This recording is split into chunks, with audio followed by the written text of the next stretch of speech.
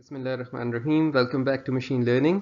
आई hope कि आपका अब तक का सफ़र हमारे साथ अच्छा गुजर रहा होगा and you are understanding the concepts of supervise learning जो अब तक हमने डिस्कस किए हैं। आज से the real fun will begin and will be looking at our first algorithm. Basically जिस चीज़ को हम देखने लगे हैं, it's more than just an algorithm, it's a class of algorithms जहाँ पे हम जिनको हम नियरेस्ट नेबर मेथड्स कहते हैं, जिसके अंदर क्लासिफिकेशन के तरीके भी आ जाते हैं, रिग्रेशन की चीज़ें भी आती हैं, इवन हमारे पास यहाँ क्लस्टरिंग के मेथड्स भी आएंगे जिसको फौरी तौर पे अभी हम डिस्कस नहीं कर रहे। We are starting with an algorithm called the KNN algorithm. It's a pretty old algorithm, around शायद 1960s के अंदर ये पहली दफ़ा प्रपोज हुआ था। So will be looking at this KNN algorithm और इसको हम दो कामों के लिए यूज़ करेंगे। Will be looking at it for classification and also for regression. इसके साथ साथ there are several aspects of supervised learning that will be looking into fairly in depth through this algorithm, through the lens of this algorithm. और इसके ज़रिए से जो हम चीज़ें सीख कर निकलेंगे वो खाली इस एल्गोरिथम में यूज़फुल नहीं होंगी बल्कि उन एल्गोरिथम्स में भी यूज़फुल होंगी जो इसके बाद हमने पढ़ने हैं। So let's begin जी, let's begin with the KNN algorithm. So these are some of the sources that I've used for making these slides.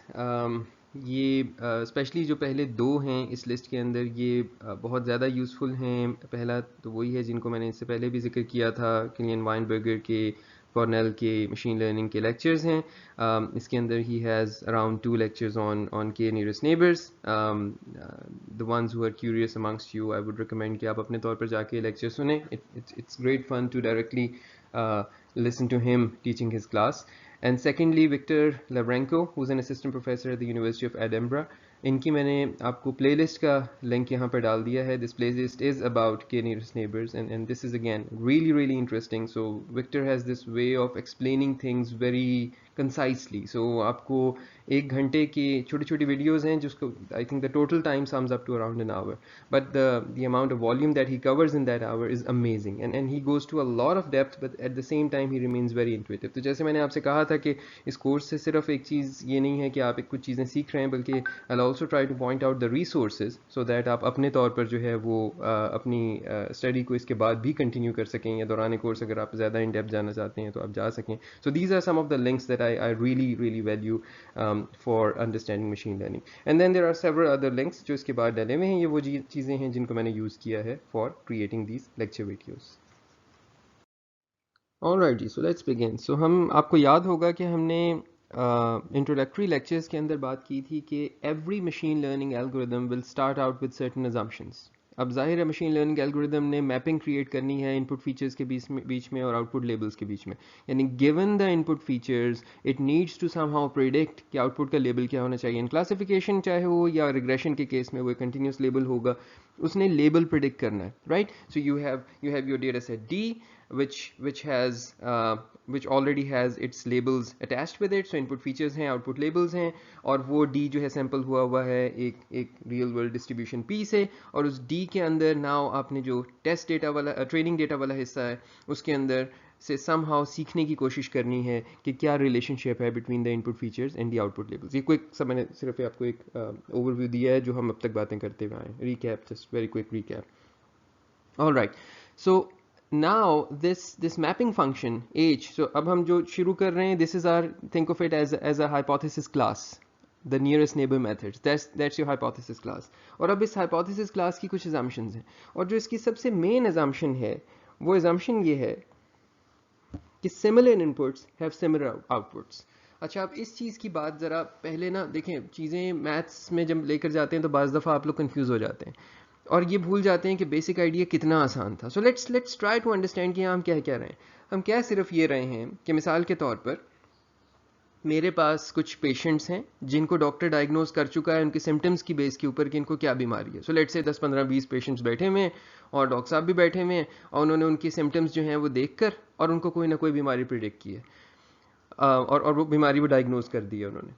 So now another patient walks into the office, into the doctor's clinic, और उसके भी कुछ symptoms नज़र आ रहे हैं. Let's say वो छींक रहा है, खांस रहा है, उसको बुखार है, व्हाटएवर उसके सिम्टम्स हैं. और इस मौके पर डॉक्टर के पास जाने से पहले मैं समहाउ प्रेडिक्ट करना चाहता हूँ कि डॉक्टर साहब इसको क्या बीमारी जो है वो डायग्नोज करेंगे. One really simple way of doing that is कि वो जितने पेशेंट बैठे हुए हैं मैं ये देख लूँ कि इन साहब के सिम्टम्स उनमें से किससे सबसे ज़्यादा मिलते हैं, और जिससे इनके सिम्टम्स सबसे ज़्यादा मिलते हैं उनको डॉक्टर साहब ने क्या बीमारी डायग्नोज की थी, इनको भी मोस्ट प्रॉब्ली वही बीमारी होगी.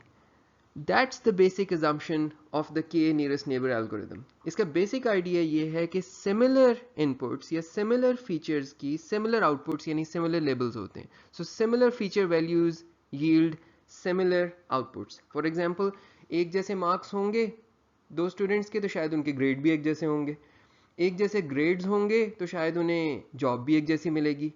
एक जैसी जॉब होगी तो शायद उनको पे भी एक जैसी मिलेगी. सो ये हम अपनी आम लाइफ में इस assumption को देखते हैं. अच्छा, ये भी याद रहे, नो फ्री लंच वाली गुफ्तगू आपको याद होगी कि ये assumption हमेशा काम नहीं करेगी. This will work very very well in many situations, but there are situations जहाँ पे आप देखेंगे कि सिमिलर होने का मतलब नहीं है कि उनके लेबल सेम हो. दो क्लासेस के अलग अलग के जो है वो मार्क्स सेम हैं स्टूडेंट्स के, लेकिन उनके ग्रेड डिफरेंट है क्योंकि कोर्स डिफरेंट है. दो जॉब टाइप्स डिफरेंट हैं, अगरचे के सेम ग्रेड के साथ लोग आए थे, अलग अलग किस्म की जॉब में गए और उनकी जो है वो पे बहुत डिफरेंट है फॉर एग्जांपल. तो you will find exceptions to this. So like every machine learning algorithm you would need to figure out the right place for applying the k nearest neighbour algorithm. अच्छा जनाब, तो इस basic से introduction के साथ अब आगे चलते हैं. सो द क्लासिफिकेशन रूल, या मैं रिग्रेशन रूल भी इसी को ही कहूँगा, चले मैं पहले क्लासिफिकेशन रूल की बात कर लेता हूँ कि for a test input x assign the most common label amongst its k most similar training inputs. ठीक है, अब यहाँ इस एक सेंटेंस के अंदर काफ़ी सारी चीज़ें हैं जो अभी हमें समझनी है. हम ये कह रहे हैं कि मेरे पास एक नया टेस्ट इनपुट इंस्टेंस आया है और मैं अब सबसे कॉमन लेबल ढूंढ रहा हूँ amongst its k most similar या नियरेस्ट ट्रेनिंग इनपुट्स. तो अब यहाँ ये डिफाइन होने की जरूरत है कि मोस्ट सिमिलर क्या होता है. हमें वैसे तो इंट्यूटिवली पता है, लेकिन इसको फॉर्मलाइज करने की जरूरत है. के क्या मतलब है इसका, क्या उस जैसे एक को देख रहे हैं या उस जैसे तीन को देख रहे हैं या उस जैसे दो को देख रहे हैं या 50 को देख रहे हैं. एंड मोस्ट कॉमन लेबल का क्या मतलब है, यानी उस ग्रुप के अंदर मोस्ट कॉमन लेबल का क्या मतलब है. इसको मैं बेहतर है कि आपको एक एग्जांपल के थ्रू करवाऊं. सो रादर देन इसको हम एब्स्ट्रैक्ट अंदाज में डील करें, let's look at a particular example. हम ये लेफ्ट मोस्ट डायग्राम है, so I am starting with this diagram. इस डायग्राम के अंदर आपको दो फीचर्स नजर आ रहे हैं, फीचर 1 फीचर 2. इसको कुछ भी समझ लें, आपने जो हार्ट डिजीज वाली एग्जांपल की थी पिछले लेक्चर्स के अंदर, हम समझ लेते हैं कि उसी में से कुछ यहाँ दो फीचर्स हैं. So let's assume this is the height and this is the weight, and let's also further assume कि हमने इन फीचर्स को समहाउ 0 से 1 के बीच में स्केल कर दिया. ऐसे ही अपनी ज़िंदगी थोड़ी आसान कर लेते हैं. ये 0 है, ये 1 है और इधर ये 1 है. ठीक है, इसकी ज़रूरत नहीं थी, मैंने ये सिर्फ वैसे ही किया है कि अगर आपके जहन में कोई कन्फ्यूजन हो कि जी इन फीचर्स की वैल्यूज़ तो कुछ भी हो सकती हैं, रॉ वैल्यूज़ हो सकती हैं, तो उससे आपके जहन में अगर कोई कन्फ्यूजन है तो मैंने इनको फीचर्स को स्केल भी कर दिया, just divided by the most the max value along each feature dimension, और आपकी सारे की सारी वैल्यूज़ जो हैं वो 0 से 1 के बीच में आ गई. अच्छा जनाब, फ़र्ज़ कर लीजिए कि जो ग्रीन लेबल्स हैं ये इनको हार्ट डिजीज़ नहीं है, और जो हमारे पास रेड लेबल्स हैं इनको हार्ट डिजीज़ है. अगरचे वैसे देखा जाए तो यहाँ इन दो फीचर्स के हिसाब से ग्रीन को हार्ट डिजीज़ और जो रेड को ना होने के चांसेस लग रहे हैं, बट आप just arbitrarily mapped it. It doesn't matter, ये कुछ भी हो सकते हैं, दो वैल्यूज़ हो सकती हैं. So green is one set of labels and red is the other set of labels. अब अगर मैं आपसे पूछूं कि ये जो बीच में ब्लैक वाला डॉट लगा हुआ है ये मेरी टेस्ट इंस्टेंस है, इसका लेबल क्या होना चाहिए.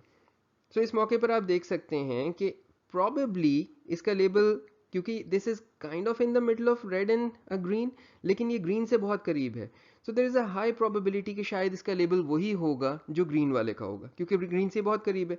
सो in k equal to 1 where we are just looking at one nearest neighbour, will just say कि क्योंकि इसके नियरेस्ट नेबर का, जिसके इर्द गिर्द मैंने सर्कल भी बनाया हुआ है कि इस सर्कल को मैंने खाली वन नियरेस्ट नेबर तक महदूद किया हुआ है, जो भी लेबल इस नियरेस्ट नेबर का है वही इसको मिल जाएगा. दैट मीन्स कि will just mark it green.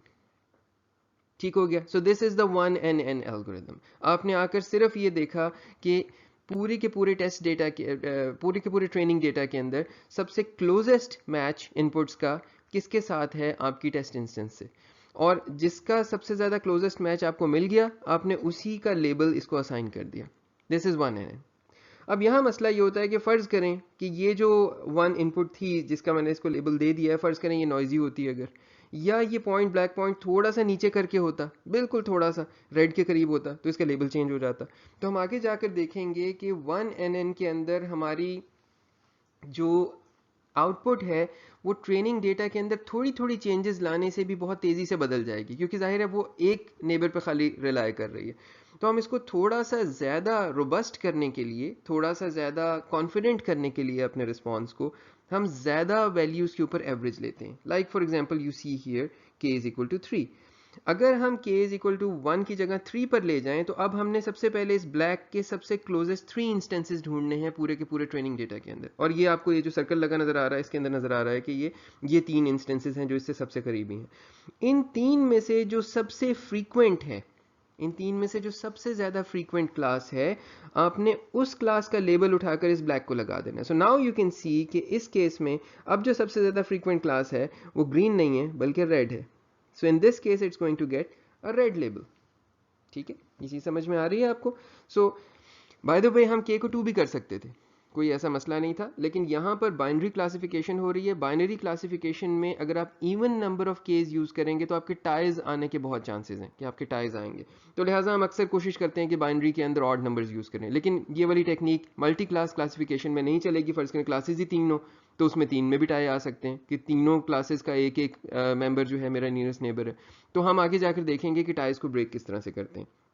The simple quick overview of that is कि आप you back off to a smaller value of k, या फिर you randomly choose amongst them कि जी ये सबसे करीब है इसके सारे, ये तीनों इसके नियरेस्ट नेबर्स में आ रहे हैं, इनमें से कोई भी एक रैंडम चूज कर लें। That's one way of resolving it. The other way of resolving it कि आप बजाय k3 के k2 करके देखें क्या उससे टाई रिजॉल्व हुआ या नहीं हुआ, यहाँ तक कि आप उसे k1 तक ले जाएं, k1 पे जाके टाई जरूर रिजॉल्व हो जाएगा। ठीक है, अच्छा जनाब, so now you can see here कि अब मैंने ये k3 के केस में इसका लेबल रेड लगा दिया। अगर मैं k की वैल्यू 5 यूज करूं तो उस केस में क्या होगा? k की वैल्यू 5 यूज की है तो इस केस में अब इसके नियरेस्ट नेबर 3 जो हैं ये रेड हैं, और इस केस में अगेन इसको रेड वाला लेबल मिल रहा है।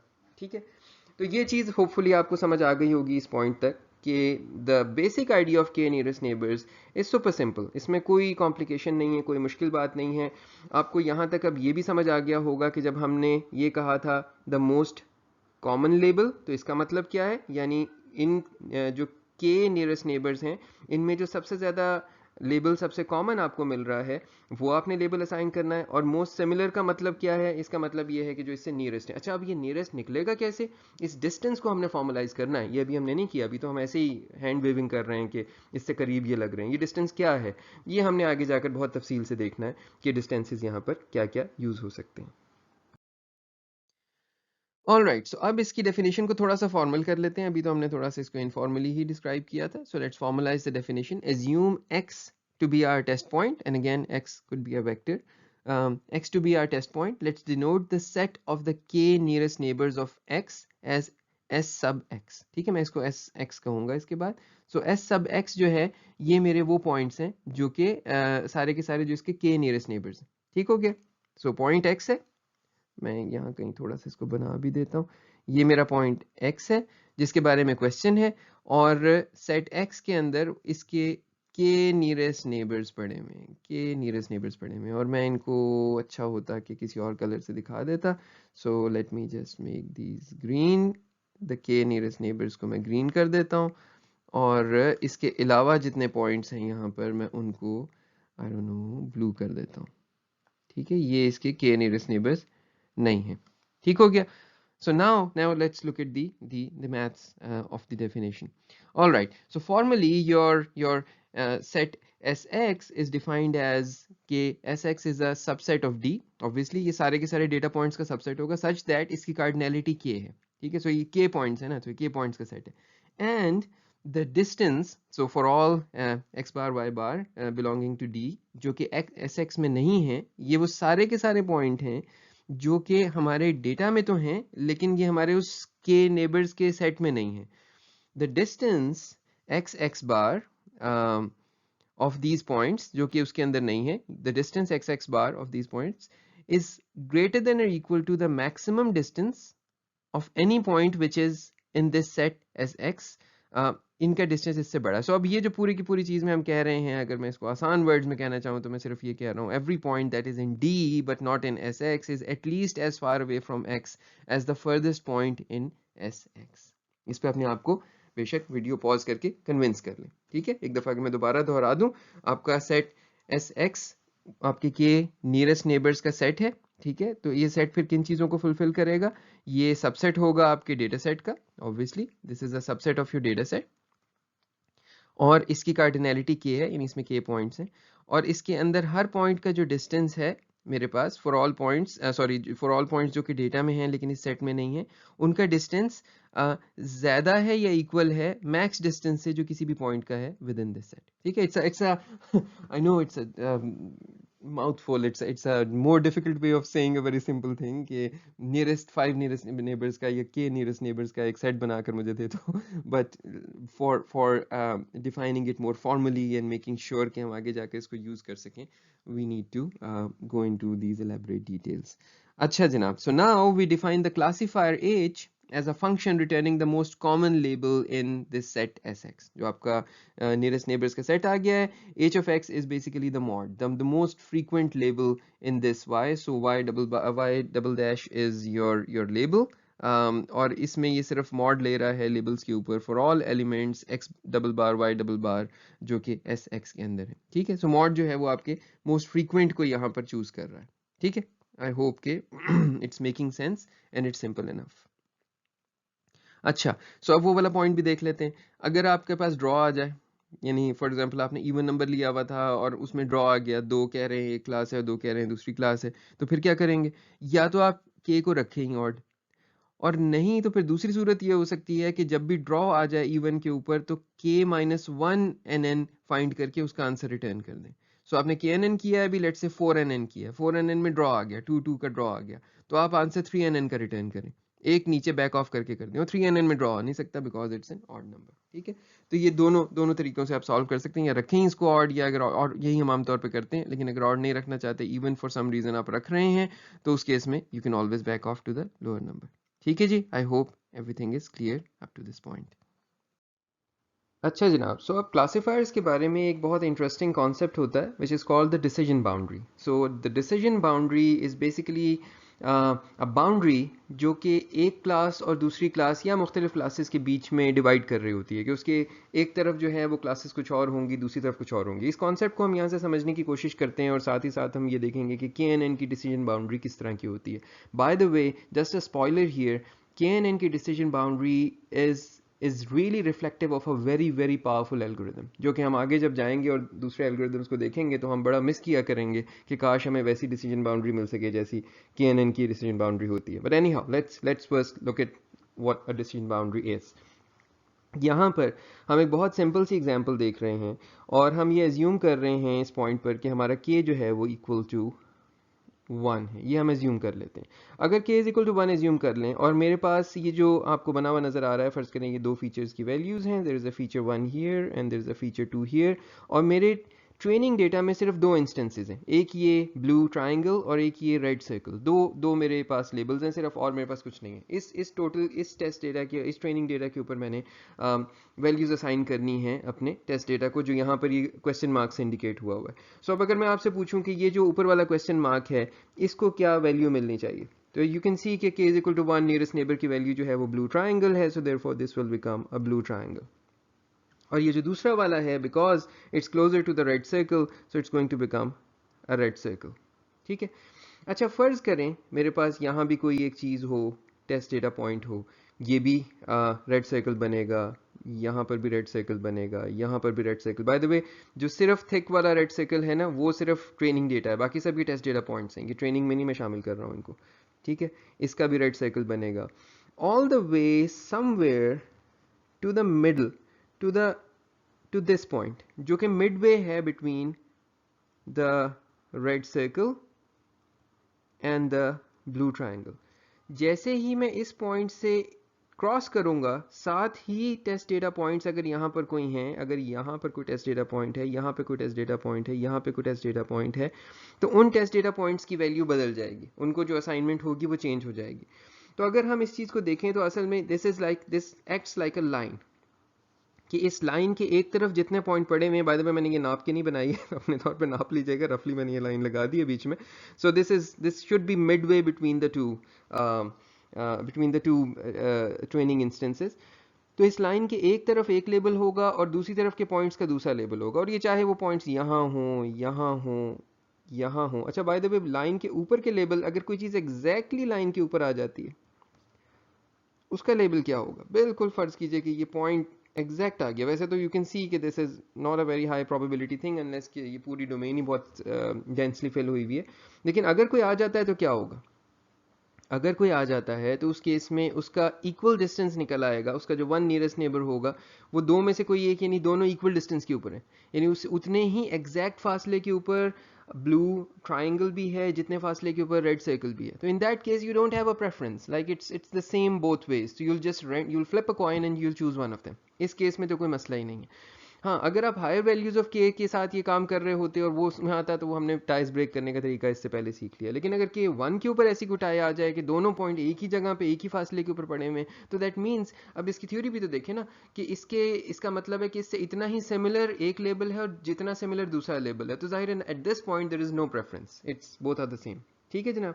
अच्छा, now let's look at another example. In this example instead of 2 we have 3 classes. और जब हमारे पास 3 क्लासेस हैं तो अब आप सोच सकते हैं, अब अगर मैं आपके सामने क्वेश्चन रखूं और मैं पॉइंट के लिए ग्रीन बना लेता हूं मेरे क्वेश्चन मार्क्स के लिए, यहाँ पर अगर एक पॉइंट हो, या यहाँ पर एक पॉइंट हो, या यहाँ पर एक पॉइंट हो, या यहाँ पर एक पॉइंट हो, या यहाँ पॉइंट हो, या यहाँ पॉइंट हो, या यहाँ हो, या यहाँ हो, तो इनको क्या लेबल्स मिलेंगे? अब अपने आप को बेशक रोक के वीडियो पॉज करें, अपने आप को कन्विंस करें इन्हें क्या लेबल्स मिलेंगे, और उसके बाद इसकी डिसीजन बाउंड्री बनाने की कोशिश करें. I hope कि you pause the video now and you're trying to draw the decision boundary. इसकी जो decision boundary होगी वो कुछ इस शक्ल की होगी कि इससे एक पॉइंट होगा ऐसा जो कि equidistant होगा between this blue and red, and then similarly कोई पॉइंट होगा जो कि equidistant होगा between these two, and similarly कोई पॉइंट होगा जो कि equidistant होगा between these.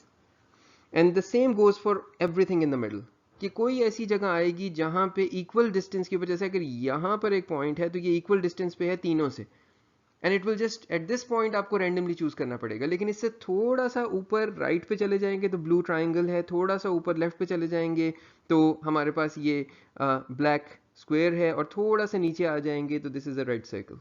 ठीक है. तो the decision boundary will look like this. और इस पॉइंट पे अब आप गौर कर सकते हैं कि ये जो डिसीजन बाउंड्री है, ये डिसीजन बाउंड्री असल में सेल्स क्रिएट कर रही है. ये डिफरेंट सेल्स बन रहे हैं. इन सेल्स के अंदर जो कुछ भी पड़ा हुआ है ये सब का सब चीज एक ही लेबल रखेगी. इनको हम वॉरेनॉय सेल्स कहते हैं. ठीक है. और इस किस्म की डिसीजन बाउंड्री को जो मैं आपको आगे दिखाता हूं, इस किस्म की डिसीजन बाउंड्री को हम वॉरेनॉय टेसिलेशंस कहते हैं. ठीक है. सो KNN की जो डिसीजन बाउंड्री है वो इस किस्म की एक जैगेड बाउंड्री होती है, जो कि हमारे एग्जाम्पल्स के बीच में होती है, पॉजिटिव और नेगेटिव एग्जाम्पल्स के बीच में होती है. ठीक है. So here you can see the complete diagram for k is equal to 1 और KNN की decision boundary की. You can see here the Voronoi cells, you can see here the Voronoi tessellation. आपको यहाँ पर अब ये कॉन्सेप्ट भी अब तक समझ आ चुका है कि किस तरह से हम किस चीज़ को क्या कह रहे हैं. सो जितने भी टेस्ट पॉइंट्स हैं यहाँ पर फॉर एग्जांपल, वो उनको लेबल मिल रहा है. इस ट्रेनिंग पॉइंट का जितने टेस्ट पॉइंट्स हैं फॉर एग्जांपल यहाँ पर इस पूरे सेल के अंदर, उनको मिल रहा है इसका लेबल. तो लिहाजा ये हर सेल इंडिकेट कर रहा है कि यहाँ पे आने वाले किसी भी टेस्ट पॉइंट को किस ट्रेनिंग डेटा के हिसाब से लेबल मिल रहा होगा. इस ट्रेनिंग डेटा का जो भी लेबल होगा ये उन सब टेस्ट पॉइंट्स को मिल जाएगा. So that's what defines a Voronoi cell. And the thick red boundary that you see in between is basically separating between the red classes and the blue classes. So the red square class and the blue class. तो ये आपकी class की decision boundary. असल में decision boundary सिर्फ यही है, वरना Voronoi cells तो खाली इंडिकेट कर रहे हैं कि कौन से ट्रेनिंग पॉइंट के बेस के ऊपर टेस्ट डेटा को जो है वो लेबल्स मिल रहे हैं. सो नाउ एक चीज़ आपने अभी बाकी मशीन लर्निंग एल्गोरिथम नहीं देखे हैं जो मैं यहाँ आपको दिखाना चाहता हूँ कि ये बाउंड्री बहुत एलेबोरेट और नॉन लीनियर है, और ये अपने आप को बदल रही है, बहुत प्रिसाइसली अपने आप को यानी हग कर रही है आपके एक्चुअल ट्रेनिंग डेटा को.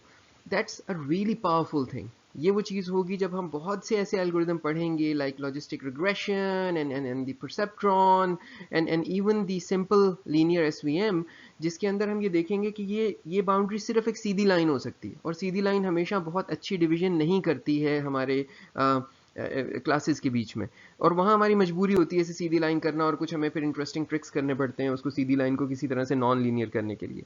KNN, such a simple algorithm, already has a non-linear decision boundary. So look at this power of KNN. एक तो बात ये हो गई. दूसरी चीज़ ये है कि इस स्ट्रेंथ और इस पावर की वजह से कुछ मसले भी आते हैं. वो मसले ये आते हैं कि आपके डेटा में नॉइज़ हो सकती है, आपके कुछ लेबल्स मिसलेबल्ड हो सकते हैं, आपने जो जहाँ से डेटा गैदर किया था उसमें गलतियाँ हो सकती हैं. तो आप फ़र्ज़ कर लीजिए कि मेरे पास एक पॉइंट मिसलेबल्ड है. फॉर एग्जांपल ये जो स्क्वायर है ना, ये मैं कहता हूँ कि ये मिसलेबल होके ये गलती से ब्लू सर्कल बना हुआ है. सो जैसे ये दूसरी साइड वाली चीज़ है. इससे क्या होगा? इससे ये होगा कि ये पूरा सेल जिसके अंदर ये ट्रेनिंग इंस्टेंस है, ये पूरे का पूरा सेल जो है वो मिसक्लासीफाई होना शुरू हो जाएगा. Let me try to use a different blue जो कि उस ब्लू से मिलता जुलता है. ये पूरे का पूरा सेल जो है, इसके अंदर जितने टेस्ट पॉइंट्स आएंगे वो सारे के सारे अब ब्लू सर्कल बनने लगेंगे रादर देन के रेड स्क्वायर होने के. जबकि हम देख सकते हैं कि प्रॉबेबली क्योंकि इसके ज़्यादातर नेबर्स, और ये मैं बात कर रहा हूँ 1NN की ऑब्वियसली, कि 1NN के केस के अंदर अगर हम यहाँ 1NN यूज़ कर रहे हैं तो इसके अंदर सारे के सारे जितने भी चीज़ें आएंगी वो इसी का लेबल लेना शुरू हो जाएंगी. सो एक पॉइंट ख़राब हुआ, एक पॉइंट मिस लेबल हुआ, जिससे ये पूरे का पूरा सेल ख़राब हो गया. और इसकी वजह से एक और नतीजा भी निकलेगा. वो नतीजा ये निकलेगा कि this line now will correspond to a decision boundary between your classes. Sorry, मैं इसको कोशिश तो कर रहा हूँ कि neatly कर सकूँ, but let's see if I'm able to do that. Okay, so this will do. So ये आपकी एक और decision boundary बन गई, जिस decision boundary की एक साइड के ऊपर blue class है और दूसरी साइड के ऊपर red class है. और ज़्यादा चांसेस ये हैं कि ये किसी मिसलेबल्ड डेटा पॉइंट की वजह से बनी है. तो इस चीज़ को हम कहते हैं कि हमारी डिसीजंस में वेरिएंस बहुत हाई है, यानी हमारा ट्रेनिंग डेटा में मामूली सी तब्दीली ने टेस्ट डेटा के अंदर हमारी डिसीजन को बहुत मेजर अंदाज में चेंज कर दिया. और जब आप किसी भी रियल डेटा सेट के ऊपर KNN की डिसीजन बाउंड्रीज देखेंगे, मैं आपको इंकरेज करूंगा इंटरनेट पर सर्च करके देखें वॉरोनॉइट एसिलेशंस फॉर KNN, और इसमें डिफरेंट के की वैल्यूज़ को सर्च करके देखें, तो आपको वहाँ पर इस तरह के अगर कोई रियल डेटा पे बना हुआ मिलेगा ना, और हम असाइनमेंट जब आपको देंगे तो उसमें शायद आपसे करवाएंगे भी, तो आपको जो नॉइज़ होगी उसके अराउंड छोटे छोटे आइलैंड्स नज़र आएंगे, कि बीच में पूरी की पूरी एक क्लास के एक दूसरी क्लास का छोटा सा आइलैंड बना हुआ है, कि वहाँ पर भी इंस्टेंसेस जो हैं वो मिस क्लासीफाई हो रही हैं एज दी अदर क्लास. अच्छा, मिस क्लासीफाई तो मैं कह रहा हूँ, हो सकता है कोई ऐसी प्रॉब्लम हो जिसमें ऐसा होना मुमकिन हो, इन आइलैंड्स का होना, इन आइलैंड सेल्स का होना मुमकिन हो. उस केस में your KNN is a wonderful algorithm, then it's perfectly doing what it's supposed to be doing. लेकिन इस किस्म के प्रॉब्लम को सॉल्व करने का कोई हल आपके जहन में आता है? बड़ा आसान सा हल आपको आना चाहिए अगर आप थोड़ा सा गौर करें, और वो हल ये है कि k की वैल्यू बढ़ा दें. अगर इस पॉइंट पे मैं k की वैल्यू बढ़ाकर 1 की जगह इसी प्रॉब्लम के लिए, ये जो ब्लू में क्लासीफाई हुआ था, अगर इसी प्रॉब्लम के लिए मैं 1 की जगह 3 कर देता, तो तब मेरे पास मोस्ट प्रॉब्ली ये नीचे वाले रेड या साइड वाले रेड में से कोई पॉइंट्स आना शुरू हो जाते हैं नियरेस्ट के तौर पर, और ये जो ब्लू का आइलैंड है यहाँ से ख़त्म हो जाता है, क्योंकि हम 3 को देख रहे हैं, ये 1 कभी भी इम्पैक्ट ना करता. तो as you move higher and higher in the values of k, your variance reduces. आपकी जो सिंगल या कम डेटा पॉइंट्स के ऊपर जो है आपकी डिसीजन अब बेस नहीं कर रही, अब आपकी डिसीजन में कॉन्फिडेंस ज़्यादा आता चला जा रहा है. लेकिन अब ज़रा थोड़ा सा इस पर भी सोच के देख लें कि अगर मैं k की वैल्यू को बढ़ाते बढ़ाते n तक ले जाऊं, तो मेरी डिसीजन क्या होगी? It will be mode of the whole data set. तो पूरे के पूरे डेटा सेट की जो सबसे फ्रीक्वेंट क्लास होगी, मैं हमेशा वही आंसर करूंगा, मैं किसी और क्लास को देखूंगा ही नहीं. So there is a balancing point. ठीक है, कोई एक बैलेंसिंग पॉइंट ढूंढना पड़ेगा वैल्यू ऑफ k का जिसके ऊपर अच्छे रिजल्ट्स आ रहे हो. ये कैसे होता है ये हम आगे जाकर पढ़ेंगे. k की एक वैल्यू हर प्रॉब्लम के लिए नहीं चलती, k की डिफरेंट वैल्यूज आपको ट्राई करनी पड़ती हैं आपके डेटा सेट के लिए. हो सकता है k की एक पर्टिकुलर वैल्यू अच्छी हो और बाकी वैल्यूज उतनी अच्छी ना हो.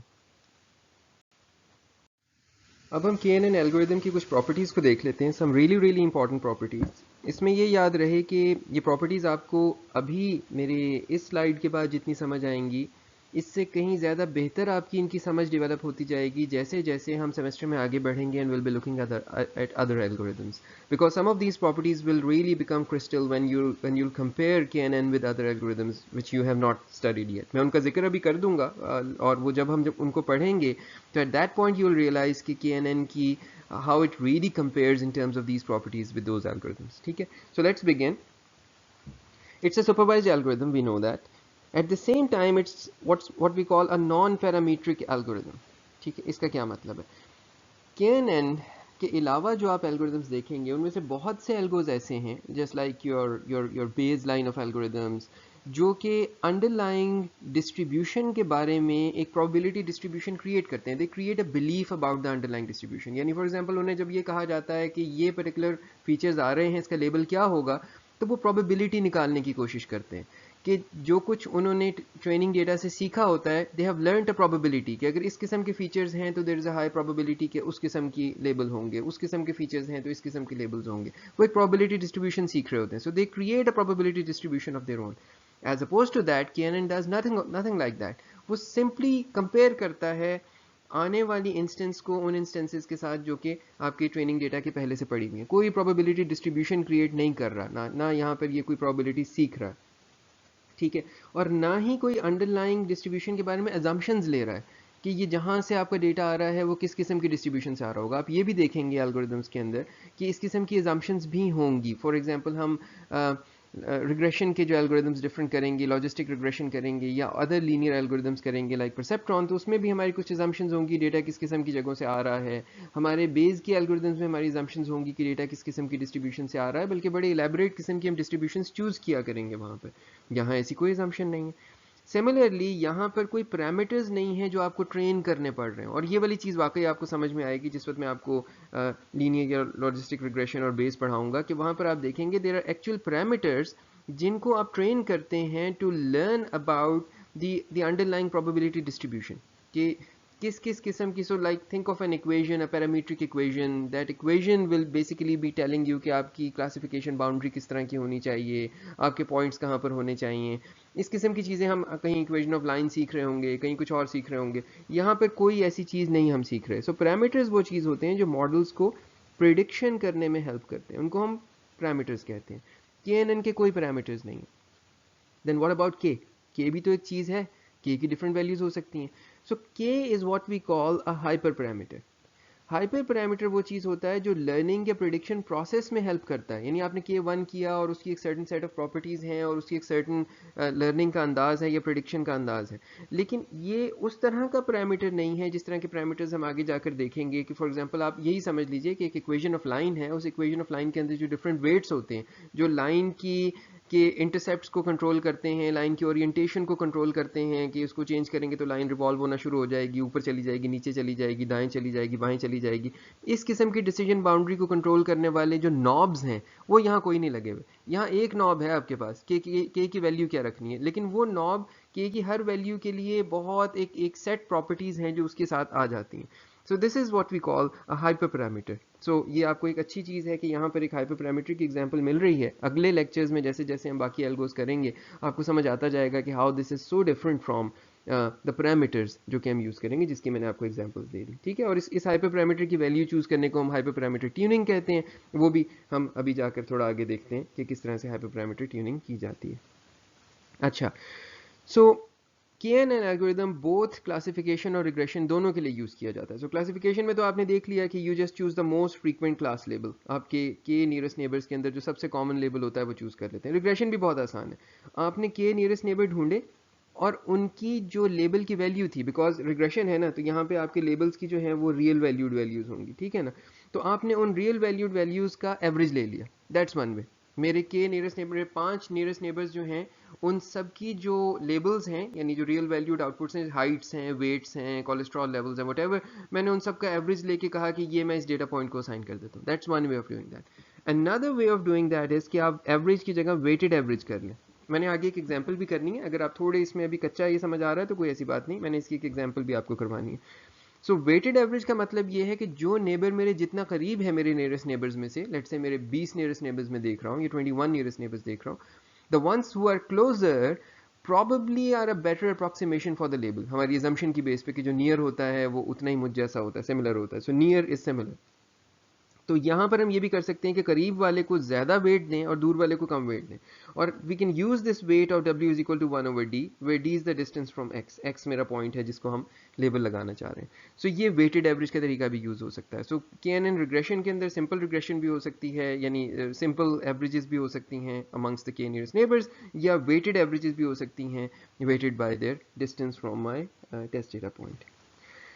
एक और जो खूबी है इस एल्गोरिदम की या प्रॉपर्टी है इस एल्गोरिदम की, वो इसका इंस्टेंस बेस होना है. इंस्टेंस बेस का मतलब ये है कि ये कोई एक्सप्लिसिट जनरलाइजेशंस करके कोई हाइपोथेसिस नहीं बना रहा, ये कुछ ट्रेनिंग डेटा से कुछ सीख के नहीं बैठा हुआ, बल्कि इसने एक्चुअल ट्रेनिंग इंस्टेंसेस अपने पास सेव की हुई हैं, पूरा का पूरा ट्रेनिंग डेटा पड़ा हुआ है, और अब जैसे ही कोई नई टेस्ट इंस्टेंस आती है ये ट्रेनिंग डेटा के अंदर जाकर देखता है कि जी इसके सबसे ज़्यादा करीबी चीज़ कौन सी थी. So it's basically comparing instances with instances, not comparing new instances with some probabilities.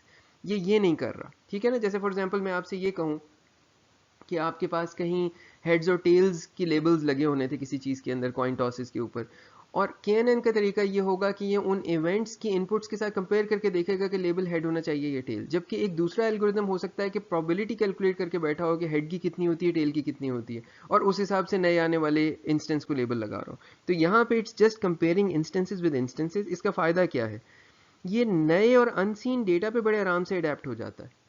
यानी जो फीचर की वैल्यूज़ आपके टेस्ट डेटा में आई हैं वो ज़रूरी नहीं है कि आपने कभी देखी भी हों अपने ट्रेनिंग डेटा में. हमने अभी देखा है कि जहां हम कहीं पर भी पूरे के पूरे उस ग्राफ के अंदर, ये जो हम ग्राफ बना रहे थे, और फ़र्ज़ करें ये मेरा एक पॉइंट था, ये रेड मेरे 2-3 पॉइंट्स थे, और मैं यहाँ पर लेट से 1-2 ब्लू भी लगा लेता हूँ, ये मेरी ब्लू क्लासेस थी. तो हमने वैल्यू जो देखी हुई हैं वो खाली इन पॉइंट्स की देखी हुई हैं, लेकिन जो मेरा टेस्ट डेटा आता है फॉर एग्जांपल वो ये आता है, या ये आता है, या ये आता है, मैंने इन पॉइंट्स को कभी नहीं देखा अपने टेस्ट डेटा, अपने ट्रेनिंग डेटा के अंदर. इनकी एग्जैक्ट वैल्यूज़, ये वाली वैल्यू x की और ये वाली वैल्यू y की, मैंने कभी भी नहीं देखी है, लेकिन उसके बावजूद बड़े आराम से ये इस इंस्टेंस से और इस इंस्टेंस से कंपेयर करेगा, और लेट से 1n की बेस के ऊपर इसको एक लेबल असाइन कर देगा, इसको रेड का लेबल दे देगा. तो लिहाजा, और ये चीज़ आपको अभी लग रहा है कि बड़ी ये तो कॉमन सी बात है, जब हम और एल्गोरिदम्स पे जाएंगे तो हम देखेंगे कि बाज़ दफ़ा ये एल्गोरिदम पूरे का पूरा यानी घबरा जाता है. I cannot give you a mathematical term here. आपका एल्गोरिदम घबरा जाता है कि ये क्या हो गया, ये क्या फीचर की वैल्यूज आ गई हैं तो कभी मेरे आई ही नहीं थी ट्रेनिंग डेटा के अंदर, और उस चीज, और वो सरप्राइज हो जाता है. By the way, the terms that I am using here, I'll convert them into maths when we'll get to those algorithms. We'll talk about surprise, we'll talk about certainty and uncertainty, and we'll talk about infinite surprise as well. तो वो infinitely surprise हो जाता है कि ये वाली चीज़ कहाँ से आ गई. यहाँ पर ऐसा कोई मसला नहीं, जो मर्जी फीचर की वैल्यू हो इसने क्लोजेस्ट निकालना है. तो लिहाजा this is a really big plus for this KNN algorithm कि ये अनसीन डेटा पे बड़े आराम से अडेप्ट हो जाता है. जिसका नुकसान है वो ये है कि क्योंकि हर आने वाले टेस्ट इंस्टेंस को इसने पूरी के पूरे ट्रेनिंग डेटा से कंपेयर करना है, सबसे इसने डिस्टेंसेस निकालने हैं, और फिर उसमें से टॉप इसने पकड़ लेने हैं, मिनिमम जो डिस्टेंसेस है, मिनिमम के डिस्टेंसेस पकड़ लेने हैं. तो लिहाजा इसका ये जो है ना प्रिडिक्शन, वो हमेशा n स्टेप इन्वॉल्व करती है कि हर एक n चीज़ से कंपेयर करना है, और उसमें भी आप देखेंगे कि अगर वो n चीज़ें हर एक d डायमेंशनल हैं तो फिर वो n इंटू डी में चली जाती है. ये कम्प्लेक्सिटी हम आगे जाकर एनालाइज करेंगे इसकी. अच्छा जनाब, and then finally KNN is what we call a lazy learning algorithm.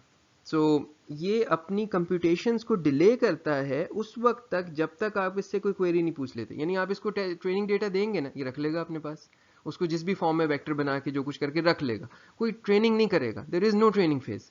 अब ये सुकून से बस बैठा हुआ है. अब आपको ज़रूरत पड़ी और आपने इससे कहा कि भाई ये टेस्ट इंस्टेंस है, इसका लेबल बताओ, उस वक्त अब ये पहली दफ़ा मैथ्स करना शुरू करेगा, तब ये डिस्टेंसेस कैलकुलेट करेगा, तब मिनिमम निकालेगा, के नियरेस्ट नेबर्स फाइंड करेगा, और आपको क्लासिफिकेशन या रिग्रेशन का आंसर देगा. As opposed to eager learning, जहाँ पे आप पहले से ही कुछ सीख साख के बैठ जाते हैं और उसके बाद आपको ट्रेनिंग डेटा की ज़रूरत भी नहीं रहती, आप ट्रेनिंग डेटा को साइड पर कर देते हैं. यही आप देखेंगे बेस में होगा, यही रिग्रेशन में होगा कि वो ट्रेनिंग डेटा की उसके पास ज़रूरत ही नहीं रहेगी. सीख लिया जो उससे सीखना था, आप बेशक ले जाएं आप ट्रेनिंग डेटा, अब आप टेस्ट इंस्टेंसेस देते जाएं, वो आपको बताता जाएगा लेबल्स क्या. यहाँ पे you always need the training data. So in many senses it's like you, आपको जब असाइनमेंट दी जाएगी तो आप उसको उस वक्त तक नहीं करेंगे जब तक आपकी डेडलाइन से एक दिन पहले का वक्त नहीं आ जाता. So it's a lazy learner in many ways, like you guys, जिस तरह से आप करते हैं. और उस वक्त आपको पहली दफ़ा पता लगता है कि असाइनमेंट कितनी लंबी है और इसकी डेडलाइन एक्सटेंड करने की रिक्वेस्ट करते हैं, जो कि बाय द वे याद होगा आपको इस दफ़ा नहीं मानी जाएंगी. अच्छा जनाब, सो इसमें एक स्ट्रेंथ क्या है इस चीज़ की कि ये continuously updating the training data के लिए बहुत अच्छा है. यानी देखें, अगर फ़र्ज़ करें मैं आपसे ये कहता हूँ कि एक एल्गोरिदम था, मैंने उसे ट्रेनिंग डेटा दिया, उसने उससे कुछ सीखा, उसे सीखने में हो सकता है 2 दिन लगे, 4 दिन लगे, लिटरली बाज़ दफ़ा बहुत मुश्किल होता है आपका ट्रेन करना और कंप्यूटेशनली एक्सपेंसिव होता है. वो करके बैठे, साथ ही आपको लाकर मैंने कहा ये 50,000 और इंस्टेंसेज हैं, इसको भी ट्रेनिंग में डाल दें. अब आप कहेंगे मैं पूरा ट्रेनिंग दोबारा चलाऊँ, जबकि KNN के अंदर ये ऑगमेंट करना कोई मसला नहीं. मैं आपको जितना मर्जी जब मर्जी नया ट्रेनिंग डेटा ला दूं, आप उसको ट्रेनिंग डेटा में डाल देंगे, खत्म हो गई कहानी. कुछ सीखना तो है नहीं. अब नया टेस्ट पॉइंट आएगा तो अब इस नया डेटा शामिल है उसके अंदर, जिससे आप डिस्टेंसेस कैलकुलेट करेंगे. तो for example in cases like recommender system, जैसे आपके अमेजोन की रेटिंग्स हैं या आपकी दराज की रेटिंग्स हैं या किसी भी और वेबसाइट की रेटिंग्स हैं, उन रेटिंग्स के अंदर जैसे जैसे रेटिंग स्टार रेटिंग्स आती जा रही हैं, साथ साथ आपकी प्रिडिक्शन भी बदलती जा रही है कि इस किस्म के प्रोडक्ट जो हुए हैं जिनके इनपुट फीचर्स ऐसे हों जैसे इस प्रोडक्ट के हैं. फॉर एग्जांपल कैमरा है तो इसका लेट्स से रेजोल्यूशन इतनी है और इसकी बैटरी लाइफ इतनी है और इसका जो है वो लेट्स से ISO इतना है. इन फीचर्स की बेस के ऊपर क्या प्रोबेबिलिटी है कि इसको यूज़र 5 स्टार रेटिंग देगा, या रिग्रेशन बना लें कि 0 से लेकर 5 के बीच में कोई रेटिंग देगा. तो अब ये रिग्रेशन करने के लिए जैसे जैसे रिव्यूज़ आते जा रहे हैं, KNN उसको आराम से डालता जाएगा अपने ट्रेनिंग डेटा के अंदर, और अब वो अपडेटेड रहेगा, ऑलवेज मोस्ट अपडेटेड रहेगा जैसे जैसे नया डेटा आता जाएगा. This is not so easy to do with other algorithms, this is extremely easy to do with an algorithm like KNN, और ये इसका एक बहुत अच्छा यूज़ केस है. प्रॉब्लम क्या है कि this is slower to evaluate and it needs to store the whole training data. Space भी बहुत चाहिए और मुसलसल चाहिए, और साथ ही साथ ये स्लो भी है. जब भी आप इसको एक नया टेस्ट इंस्टेंस देंगे, इसने बैठ के अब आराम से कैलकुलेशन पूरी करनी है. So it takes time. तो ये प्रोज एंड कॉन्स आप जहन में रखें कि इस एल्गोरिदम के बहुत से आ रहे हैं. So it's a non parametric classification and regression algorithm which is instance based and lazy learner. ठीक है.